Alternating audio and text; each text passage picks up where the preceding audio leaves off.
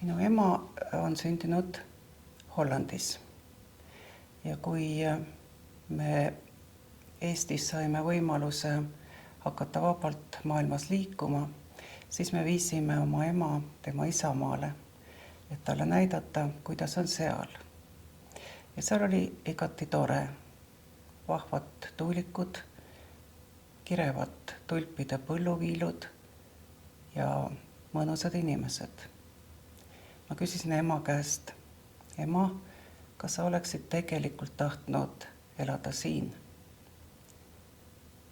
Ema mõtles veidi ja ütles ei. Siin pole ju ühtegi metsa. Kus ma käiksin siin mustikal või seenel või vaataksin oma sipelgapesa toimetamisi. Läksid mööda mõned aastad ja me kohtasime Sangaste lossi parklaplatsil hollandlasi. Nende põsed õhetasid, nad olid elevil ja ütlesid, oi, kui õnnelikud te olete Eestimaal. Teil on nii palju metsa. Siin võib sõita kümneid ja kümneid kilomeetreid ja teed ääristavad ainult metsad. Meie ütlesime, et aga teil on majandus parem, teil on heaolu parem. Aga nad jätkasid oma elevuses, et teil siin mängib nagu kogu aeg sümfooniaorkester. Metsamühin taustaks, linnud sädistavad, teie põrnikad põrisevad, mesimummid summisevad. See on tõesti nagu sümfooniakontsert. Meil sellist asja ei ole. Ma püüdsin neid lohutada ja ütlesin, aga te olete rikkamad. Ja siis vaatas see mees mulle väga tõsiselt otsa ja ütles, teie olete rikkamad tuleviku ees.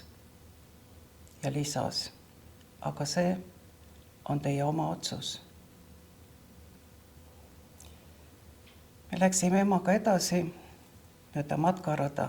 Ema oli kuidagi erksam ja tundus isegi võidukana. Ütles mulle, et näed nüüd isegi ka hollandlased tahaksid väga metsa, aga mida pole, seda pole. Me istusime vana langenud haavatüvele, kus oli toimetamas väga palju erinevaid tegelasi, kes olid uuristanud endale hoopakesi, rajanud koduradu. Ja ema ütles, näed, see on täpselt nagu meie mustikametsas. Ta oli õnnelik ja mina olin ka.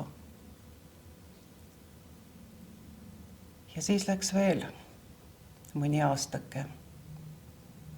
Ema läks lõplikult puhkama ja mul oli suur kergendustunne, kui ma nägin tee ääres, et tema mustikametsa puud olid surnud puudena laotud riitadesse ja tema sipelgapesa asemel oli suure traktori rattarööbas nagu tempel sellele lõplikule otsusele. Kuigi mina seda templit ei pannud, tunnen ma siiani, et olen võlglane ema ja oma tuleviku ees.